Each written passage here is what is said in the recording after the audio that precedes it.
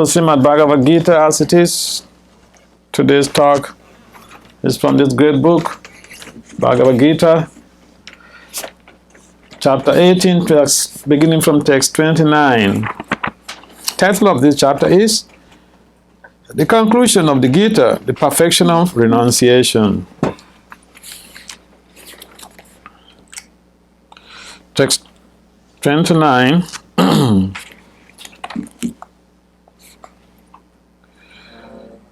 So, word for word translation, and then translation and purport. All by His divine graces confined Acharya Srila Bhagavad-gita Bhakti-vedanta Swami Papa Maharaj ki jai, Srila Prabhupada ki jai.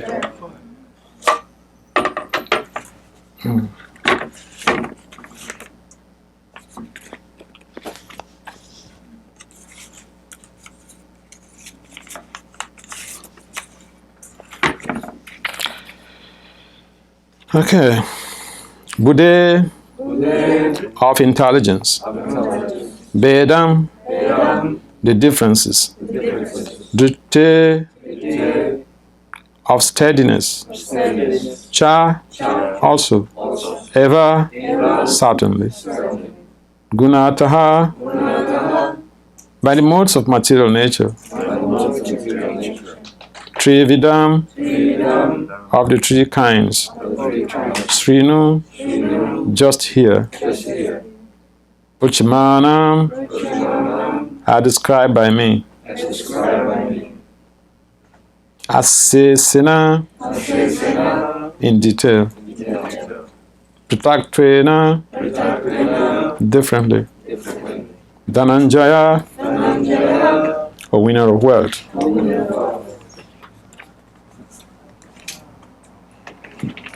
A winner of wealth. Now please listen as I tell you in detail of the different kinds of understanding and determination according to the three modes of material nature. Please kindly responsibly repeat. A winner of wealth. Now please listen. As I tell you in detail of the differences of the different kinds of understanding and determination according to the three modes of material nature.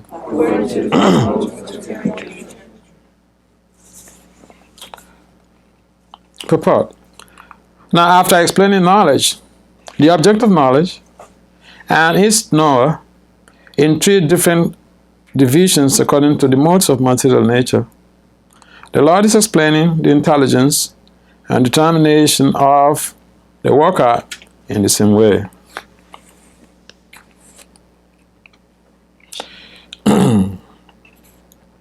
So we go to the next text. Text 30. Pritivim cha nivritim cha karya kare bhaya bhaye bandam moksham shaya veti buddhi sapata sattviki.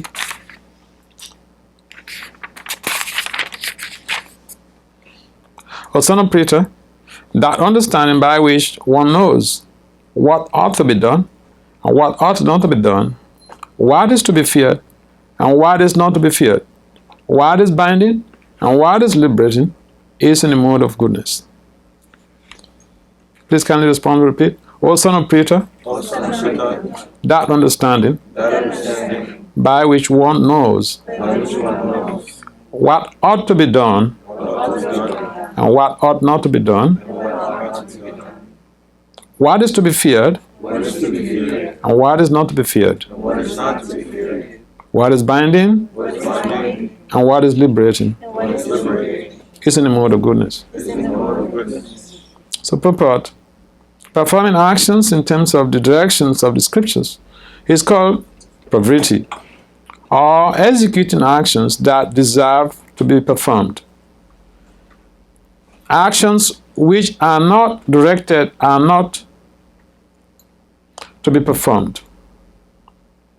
One who does not know the scriptural directions becomes entangled in the actions and reactions of work, understanding which discriminately understanding which discriminates by intelligence is situated in a mode of goodness. Understanding which discriminates by intelligence is situated in a mode of goodness. Om Gyana Timiranasya, Gyana Jana Sarakai, Saksuru Militam, Jinatas Maisi Gurvin Ha. Chichitaya Manobistam, Starfitam Jina Bhutali, Swayam Rupam Kadamayam, Dadati Swa Padandikam. Vanchakal Pataribyacha, Kripasunabhyayevacha, Patitanam, Pavanabhya, Vaishnavibhyo Namo. Jaya Sri Krishna Chaitanya Prabhu Nityananda, Sri Advaita Gadara, Sivasada Sigora Bhaktivinda.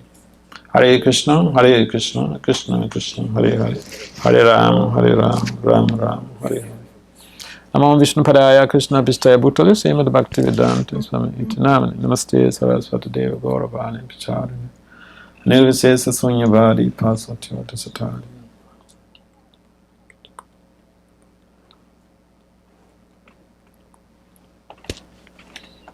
So, you're welcome to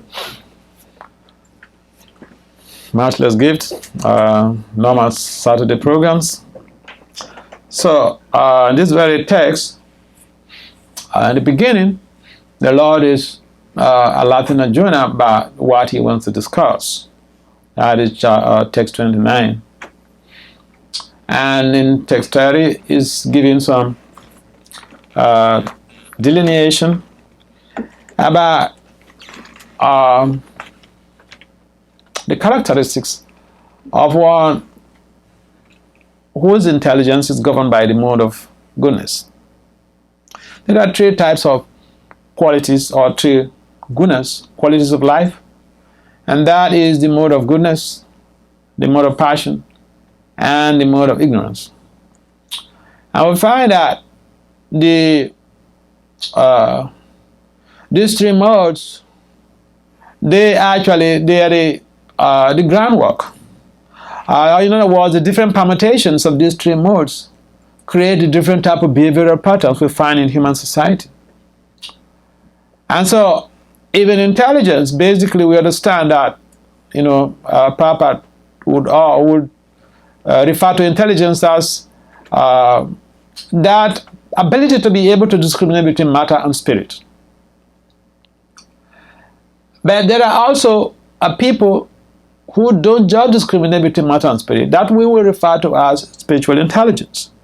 Because spiritual intelligence gives you the understanding or the idea that there is something better to do with our intellectual quotient than simply embarking on different types of material intelligences.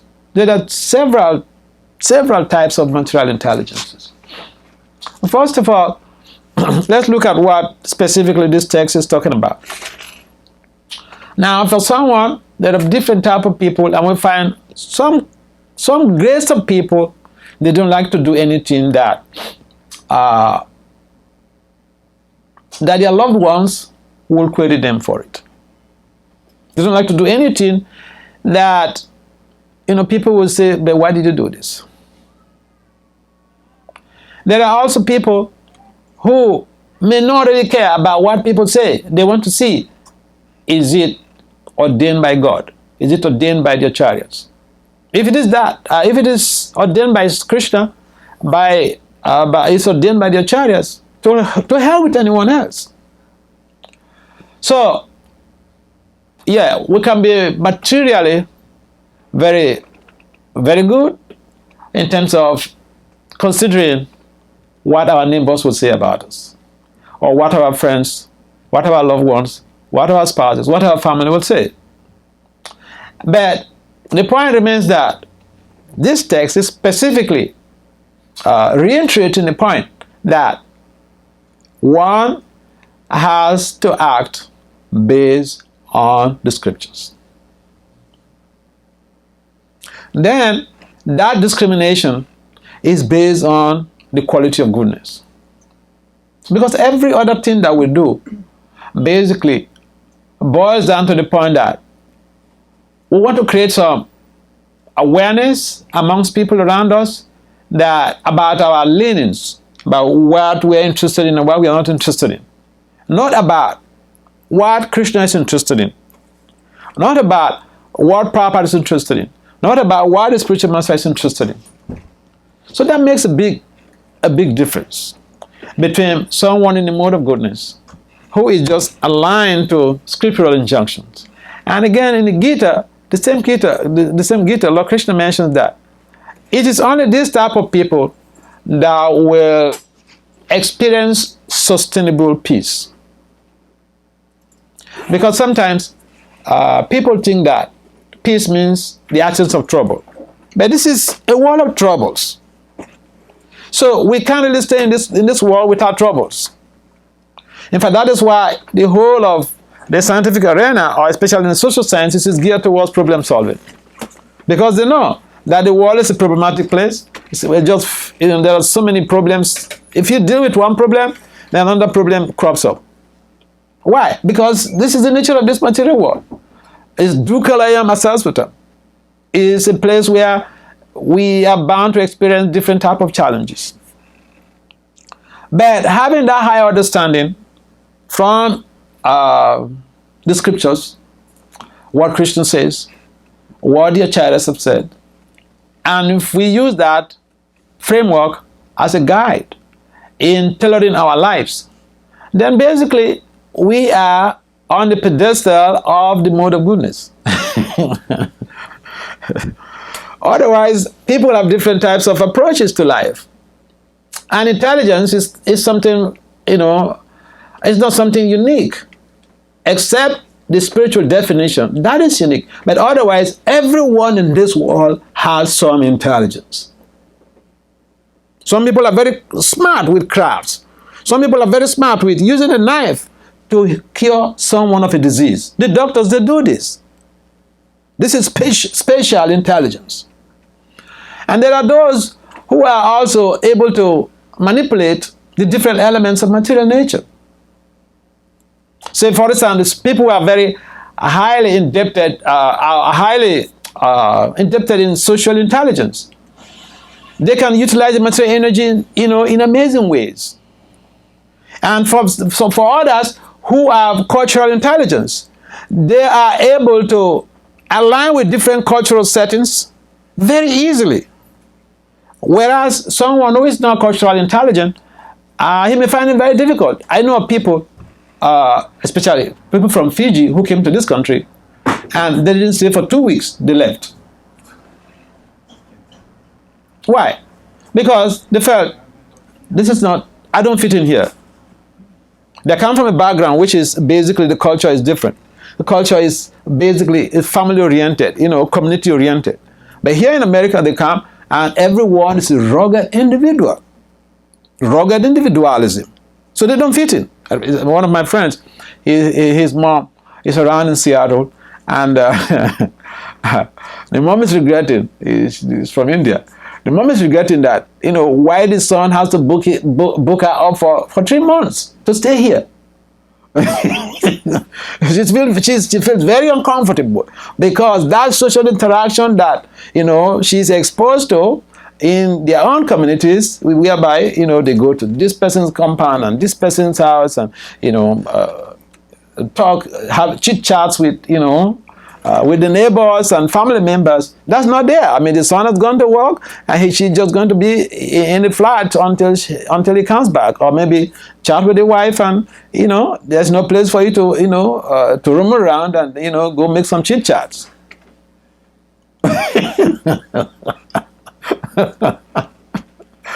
So this, when you're coming from a different those type of cultures, it's very difficult. So except one is highly indebted with cultural intelligence, they are able to align with any culture that they get into. But it's not so easy. So that is that's another type of intelligence. Now you find the mathematicians, they think abstractly, and they use diagrams and all these stuffs to relate to problems. And so one may say, well, if I'm not a mathematician, am I really intelligent? that being a mathematician, that is one aspect of intelligence. There are people who are very good at logic and reasoning, and they can argue cases and win cases. So the lawyers, you find them in that setting. Some of them, they're like, like no-go area. Whether you're in a complete mess, you meet them, they're able to get you out of the problem. So that's another type of intelligence. But intelligence that Krishna specifically is mentioned here is that intelligence that relates with the scriptures. It's not how smart we are in terms of kinesthetic. It's not how smart we are in terms of logic. It's not in terms of how smart we are in any other human setting. But it's about the relationship between the jiva, his actions or our actions, with the instructions of the Lord. And so we find out people like that, they're very rare on the planet. They're very rare. In fact, it's the opposite. People in general, they act completely averse to the scriptures. They wouldn't give a damn to scriptures. Because, I can claim that, well, I'm not a religious person. I'm an atheist. So I can do anything I like. Or I may say, well, I'm a Muslim. I'm allowed to marry 6 wives, eat meat, eat fish, fry, whatever. So I have my own scriptures. But the point is that the different scriptures, they help us to elevate our consciousness to a particular level where when we come to a particular status, we'll be able to appreciate this type of deeper concepts, because these concepts are not really meant for everybody.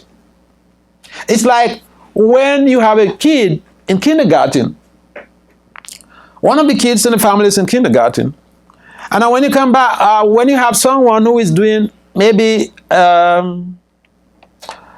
PhD in mathematics, the kid can't relate to any of those abstract things. The kids can't relate with dy dx being gradient. No, it's just too abstract for them. But with time, if you give them time, they may be able to come to that higher understanding, if perhaps even do better than you who is doing that now, because it's a matter of time. So following the scriptures is also like that.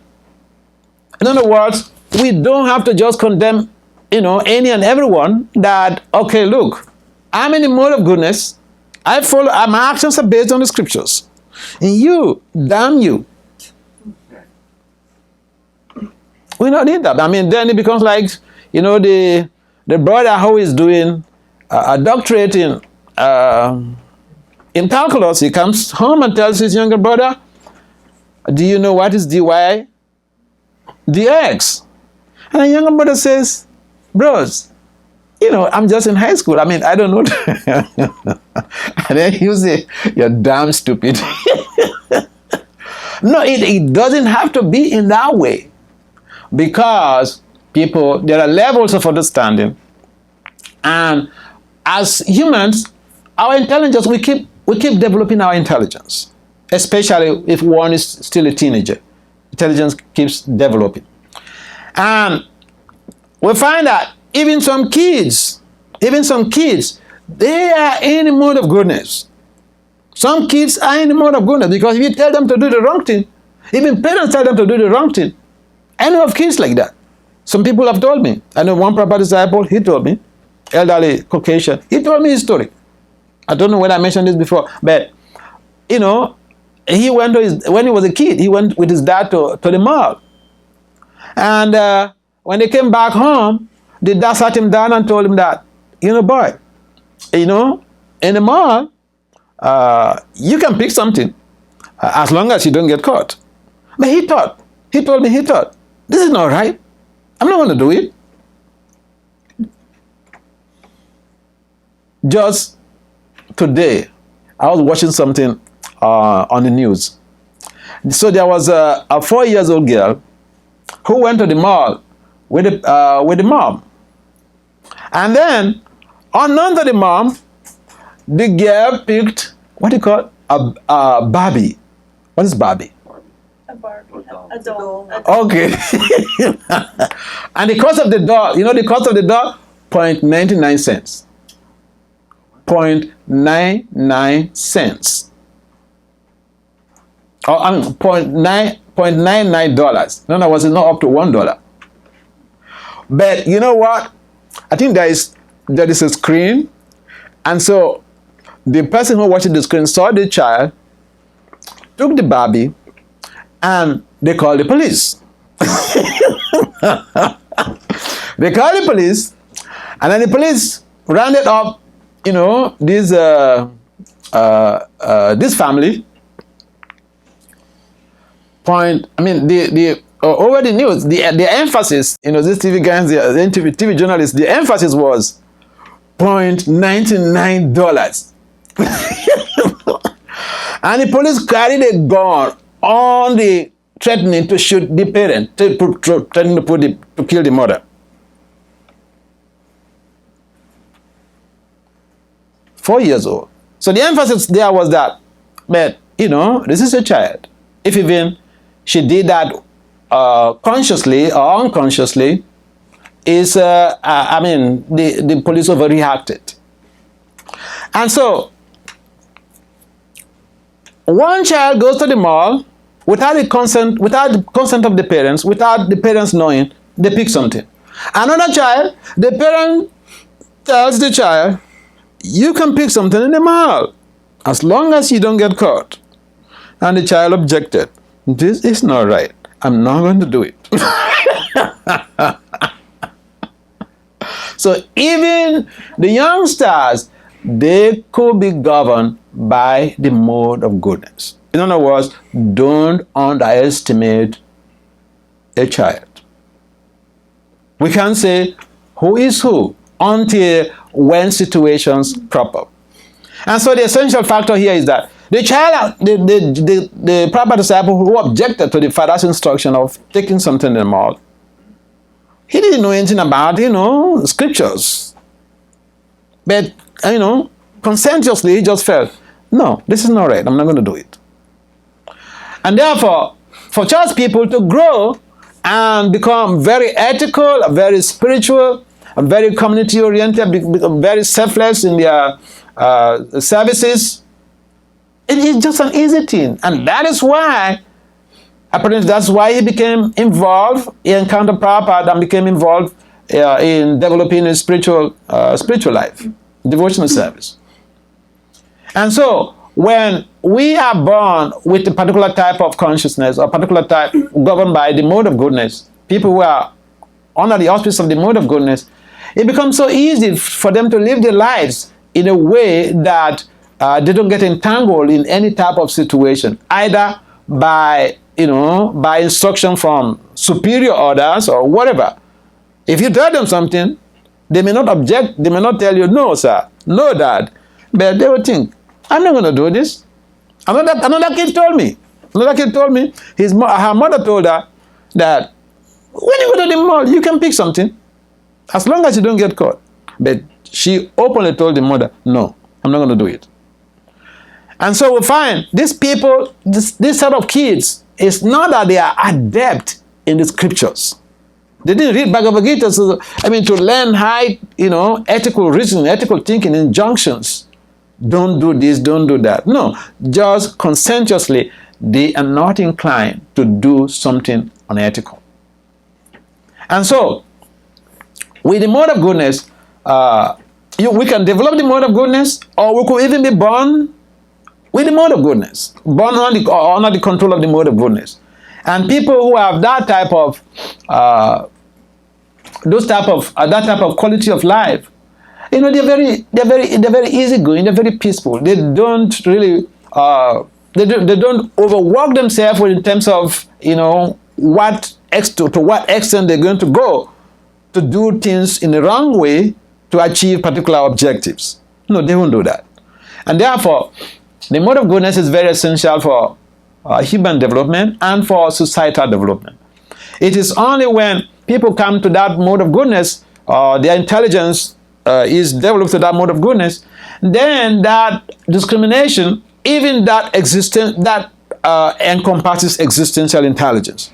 That helps the individual to be able to grow astronomically in their pursuit for a deeper understanding of life, in the pursuit of spiritual awareness, in the pursuit of trying to facilitate the needs of others, because they go beyond, or they move out of their box of their boxes to be able to see how to facilitate the needs of others, especially spiritual needs. And so here, the mode of goodness is very important, because we are all striving to be able to come to that level of mode of goodness, or to be stabilized on the mode of goodness if you are already there, because that is a platform where we have a better understanding, a better connection, and easily we can think and act globally, because we have been told to think globally but act locally. Because yes, you first have to save yourself. We can't give what we don't have. And therefore, the mode of goodness helps us to discriminate between what is proper, what is not proper, what is ordained by the Lord, what is not ordained by the Lord. And consciously, we are able to discriminate against those things that could lead to complications. And even in terms of any constitution, if someone's in the mode of goodness, hardly they get entangled with crime, because they're very conscious about what is not to be done and what to be done based on the laws of the land. And so here specifically is talking about based on the scriptures. But then some people they don't even read the scriptures. But yet they're very careful about what they do so that they don't hurt people, or they want to do the things. And that's why you find some people, even right in America, they have resources and they want to help people. I know some people, they go all the way to the Amazon. They're searching for people to help, to develop, searching for people to develop them, either economically, socially, professionally, academically. Yeah, they're thinking about the global society. They're thinking about others. They're out of their boxes, and they're thinking about general welfare of a human society. And so the idea is that when someone is having these type of qualities, it is very easy for them to be spiritual. In fact, if we connect with such people, very easily they become involved in devotional service. Now, people who are in a mode of goodness, they want to have higher. They want to understand some higher concepts, higher constructs, higher principles of life. And therefore, when we embark on this distribution of Lord Chaitanya's mercy, when we encounter such people, they become very, very easily convinced about what we are saying.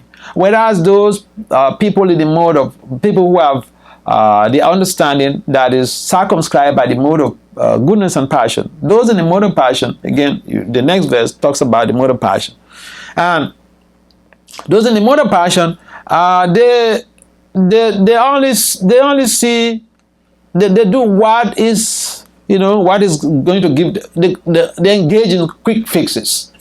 They do what is going to give them a meaningful purpose right now. They don't care about tomorrow. And so the essential factor is that we are trying to raise our consciousness to that platform, to the mode of goodness, and so that we can have a better connection with the Lord, we can have a better relationship with the devotees, we can have a better relationship with the environment or with the community, and we can have a better decision in terms of how to tailor our lives towards helping or aligning with the mission statement of Srila Prabhupada and to achieve the goals of his organization. I have some comments, some questions on these points.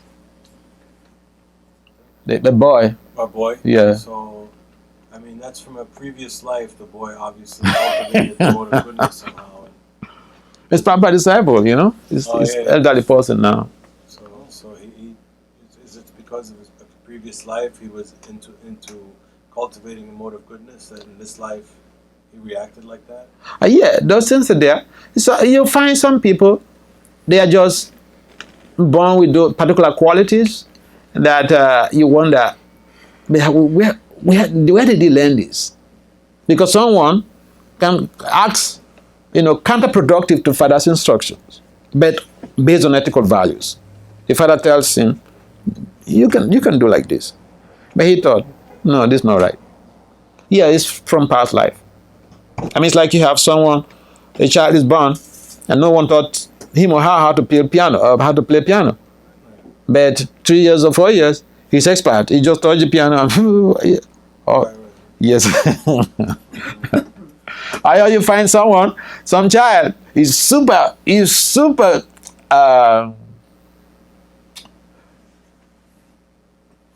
intelligent in terms of he has musical intelligence.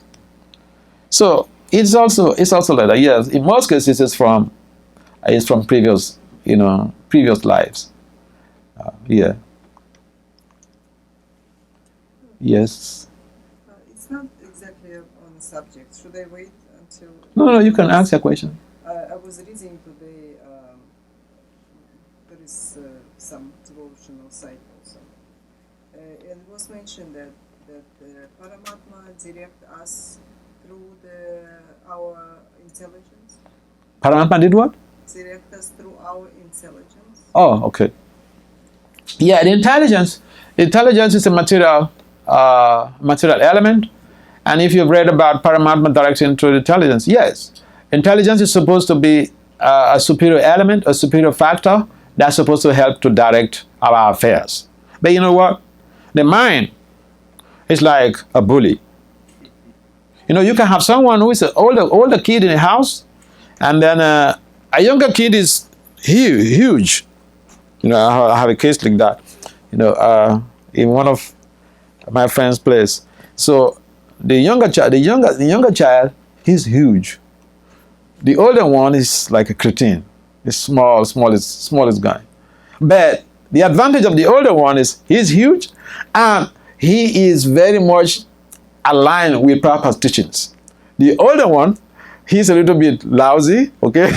He wants to do some sneaky stuff and all these things.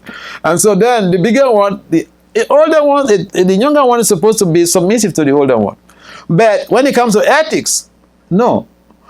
The younger one will jump onto the older one and say, hey, you can't do this in this house. This is not proper. So the mind is also like that. The mind can overwhelm the intelligence. Intelligence discriminates. It's really like directed by the super soul. But the mind is so powerful. It's like the huge younger brother who comes, hey, stop, you can't do this in this house. You do this, I'll beat you up. It's like that. We have that situation where, in most cases, it's like something is telling us inside, no. Then the other inner voice says, come on, do it. Who cares? You rationalize, bring up some logic, rationalize about it. Yeah, so the intelligence is like a cool-headed guy. Humble, cool-headed guy. And so he gets overwhelmed by the mind sometimes. So, but yeah, what you read is true. Yeah. That is the metaphysics of this body. And, people don't know. And in most cases, people say that a number of people don't know. And in most cases, many people think that even celebrities, I know the case of, one of our celebrities when we were young, Jimmy Cliff. You could Google Jimmy Cliff. I mean, in our time, they were the guys, okay? So, I know even Jimmy Cliff, he was worshipped like a demigod. But, in terms of metaphysics, he's completely zero. He said that he advocated that people should follow their mind, the instructions of their mind. That we will always go right if you follow the instructions of the mind. Now, when I came to Krishna consciousness, when I got in touch with Prabhupada's teachings, I realized, wow, this guy was completely driving people the opposite side, opposite polarity. Okay, when you find a celebrity advocating in his music, in his lyrics, just follow your mind. You will always be right. So, should I say Krishna saved me? Prabhupada saved me. Yeah, so the mind, a number of people are governed by the mind. Their actions, their impulses are based on executing the will of the mind. And the mind is so powerful. Yeah. So the mind overcomes the intelligence in most cases. But in devotional, in our devotional life, Mm-hmm. that if we become more and more pure, we more listen to the. Yeah. And We'll be able to discriminate between instructions of the mind and the will of the Lord. That means under the guidance of intelligence. And this is the whole thing about spiritual development, because we can't say that, oh, well, I'm fine. No one is fine, because anyone could be hit by the mind at any time. Yeah. So we have to always have check and balance of Guru, Sadhu, and Sastra. Sastra is what I'm saying, what I'm doing, what I'm going to do, what I'm planning to do. Is it ordained by the Sastra? Is it ordained by the Sadhus? Is it ordained by the Acharyas or the spiritual masters? Yes, with that check and balance help us to get out from trouble. So if even the temptation is there, we hold back and say, hey, wait a minute, mind. Bhakti Center will say, Dustamana Tunakishera Vaishnava. Hey, mind, what type of devotee are you? Dusta, dirty, the mind is dirty. So Bhaktisiddhanta will query, what type of devotee are you, my dear mind? Yeah, it drives people crazy. Any other comments or questions? In the absence of any other comments or questions, who would like to adjourn? Okay. It seems that Guru, Sadhu, and Shastra you described as checks and balances, Maharaj. Yeah. So it seems though that there are limits to the ability of one to rely on such checks and balances without also guidance from within, because if you don't know what the Shastra is, and you don't know who the sadhus are, and you don't know who the guru is, then those things, having that checks and balances is very helpful. But ultimately, also there needs to be some sincerity, such that one's guided by Super Soul to at least be able to get one of those three right, and by relying on at least one of those three, Guru and Sadhu Shastra, that can help one to check to see if, even if one doesn't know what the other two are, by getting at least one right, then one can discriminate whether he's got the other two right or wrong. Yeah, that's correct. Everything that we need to do, or we have to do, or we are doing, we need that, personal developed intelligence to be able to forge ahead. Otherwise, then we become like zombies. And zombies don't really go anywhere. It's a left right business. I mean, it's like you're in the military here, get up, sit down. But it has going to be like that. Yeah, we have that opportunity, that exclusive function as humans, to have developed intelligence to enable us to forge ahead, to be able to, figure out what is what, and to help us to grow. And that comes also with, like we have these, when we come together, we get some, reinforcement in a number of ways. And that inner development, self-development, sense of self-direction and what is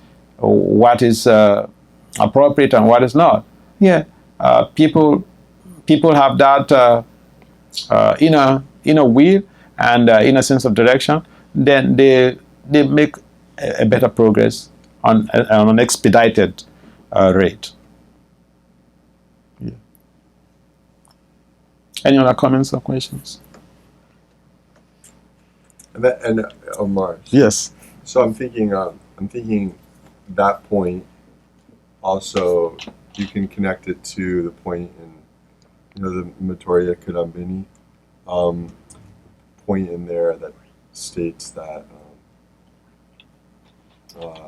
through the devotee only does one originally get delivered Krishna, not that one gets Krishna outside of the association of devotees. One finds out through the devotee, because it seems connected, because only if one is guided by Krishna in the heart to accept a devotee who can deliver Krishna as one of those three, as the sadhu, then one can. So yeah, again, you're right in terms of even Prabhupada mentions that in his poem, Krishna taba punya habe ba epunya koribe jabi rani kosi habe druba ati bole to matai. That he declared, Prabhupada declared, hey brothers, don't think you'll approach Krishna directly. Without the mercy of Radha, you can't approach Krishna. You need the mercy of Radha. So in a similar way, we can't even go to Radha. We need to connect with a devotee of the Lord who will help us to direct us to Radha. So in a nutshell, people, it's like someone is doing, a kanista is doing a pujari work. And I'm directly worshiping Krishna. So who are you? I'm higher than everybody else. Oh yeah. But, this is kanista mindset. And therefore, Prabhupada specifically warned, Krishna taba punya habe bai e punya koribe jabe radharani kosi habe druba ati bole tu maitai. It is very difficult to approach Krishna. Even we are physically close to the deity, that doesn't mean that Krishna has given himself to us. We need to go through the a system of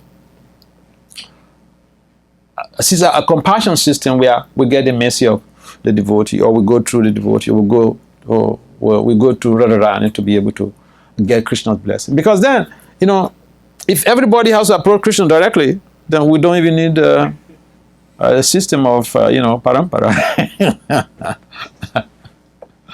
Yeah, so it is an interesting point. What is mentioned in the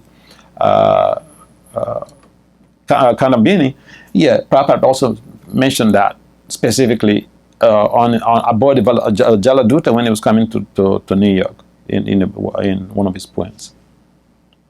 Yeah. All right. Yes. So, Maharaj, you were mentioning earlier about different religions, Mhm. and then at some point you said that it's a matter of time Mhm. for somebody To rise. to rise to the level of Krishna consciousness. Mhm. So I was thinking, what about people who are very religious, who follow very well, they follow very religiously their own scriptures, Mhm. and but their religion, like you mentioned, like Muslims or maybe Jewish, Orthodox, they Any religion. actually Yeah. eat meat Mhm. and all that. So, but they follow their own scriptures very, very in a Very rigidly. Yes, in a Mhm. disciplined manner. So, What's your fate? What happens? What's your fate? What is their fate? That's your question. What is your fate? What is their fate? What is their fate? What happens to them? What happens to them is the Yeah, question. that's what I mean. What is their fate? Where did they go from here? Yeah, you see, A fate. yeah, it is. We should not minimize people. Just because someone does not come to our temple doesn't mean that he doesn't know God. It doesn't mean that he's not connected with God. We call God Krishna. That's the original name, one who is all attractive. But the other people may not have that higher understanding. Before one comes to this level of directly chanting Krishna's name, following this high standard, he has or she has accumulated what Lord Brahma refers to as Krita Punya Punja, heaps and heaps of pious merit before we come to this level. Before you come to this level of chanting Krishna's names, you have accumulated so much of pious merit. Just because someone has not accumulated pious merit sufficiently doesn't mean that they are not connected with Krishna. They're connected with Krishna. Every Krishna mentions Mama Evam So Jiva Loke Jiva Bhuta Sanatana. Everyone is having some relationship with Krishna. He is part and parcel of Krishna. So people may serve Krishna in a different setting. They may be aligned with the instructions of Krishna on a particular level, not on this, high ethical level of non-violence and cleanliness, compassion and all this stuff. No. They might even be compassionate, but on a different level. It doesn't mean that if someone does not have, it doesn't mean that someone does not have 4.5 GPA. Well, 4.33.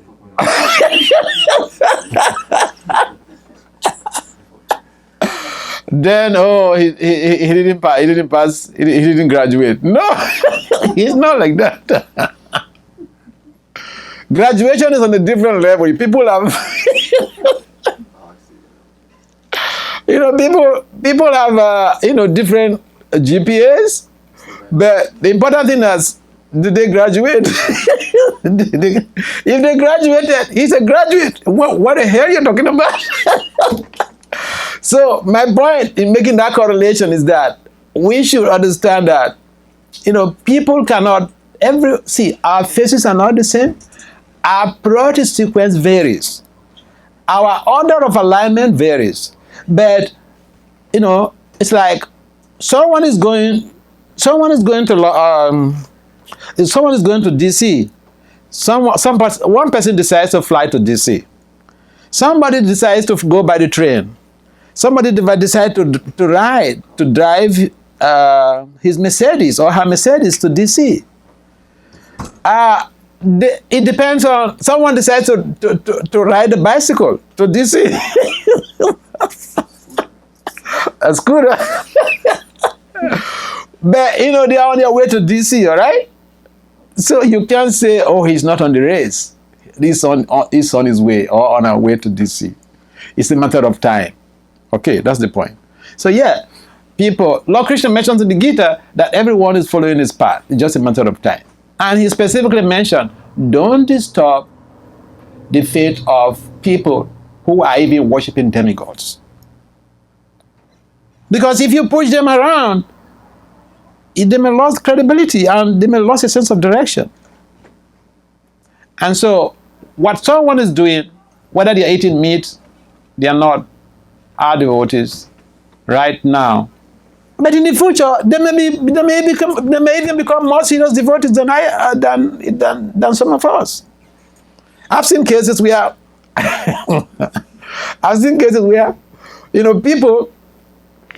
people came to devotional service, and the people, those who engaged them, those whom they served, those people who came now, they become sannyasis. And those other people, they become gurus. They become paramahamsas. They had many disciples. And the other people, the people who were engaged initially when they come to devotional service, they're still there. Yeah, there are cases like that. Do not underestimate anyone's spiritual potencies. Whether the person is directly serving Krishna or is not. At least we should try to find the good side of people. We should find the good side of people, encourage people. See, when in graduate school, there's something I learned that it makes it very very easy for me to, to get along with people or even respond to people. If even someone says something nasty, okay? Suppose you have a parent who says something, who is very oppositional and says something nasty about what you're practicing. There are certain words you use that will simply will generate instant negative reaction. So they say something nasty instead of completely opposing them right on the spot, because you have this higher knowledge and they say something silly.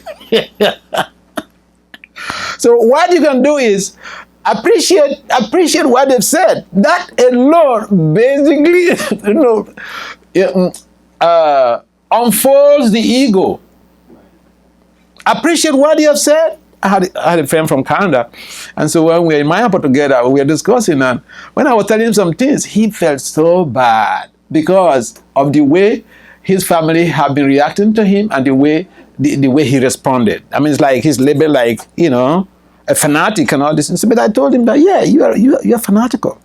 Because your parents are not Krishna conscious, your brother is not Krishna conscious, and so you don't seem to understand how to respond when they say something. So here is one way to do it. If someone says something that is like a hogwash, insincere nonsense, you tell the person, yeah, I really appreciate your point. I would like to add that.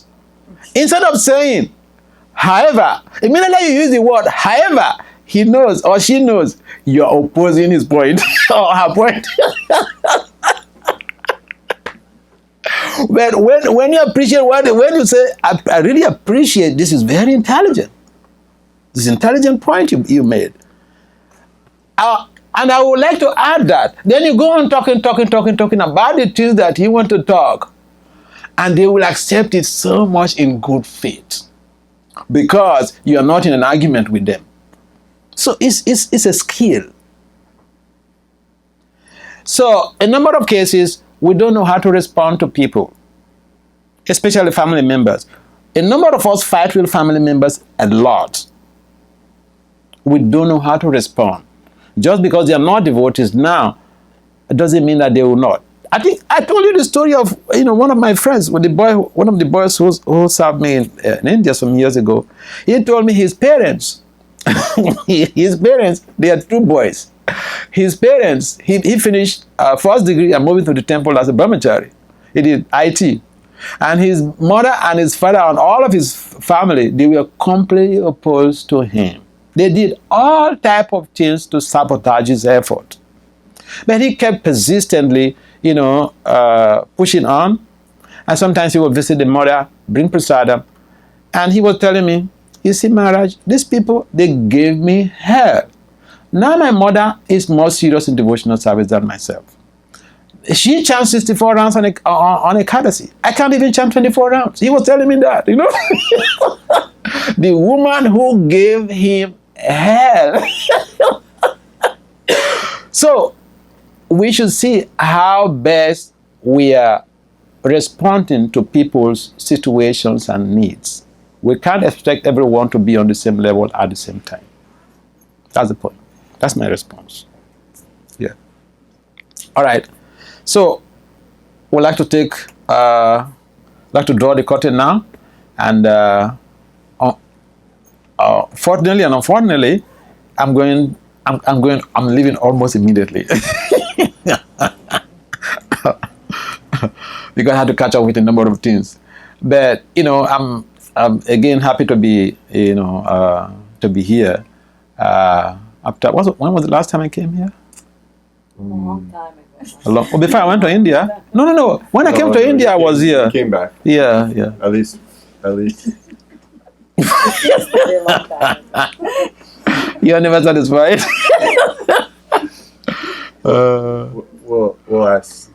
We'll seek to make arrangements for you to come soon. Okay. All right. So again, welcome to 22nd Avenue, Matchless Gift Shop, Srila Prabhupada's very first temple. Srila Prabhupada ki jai. Jai.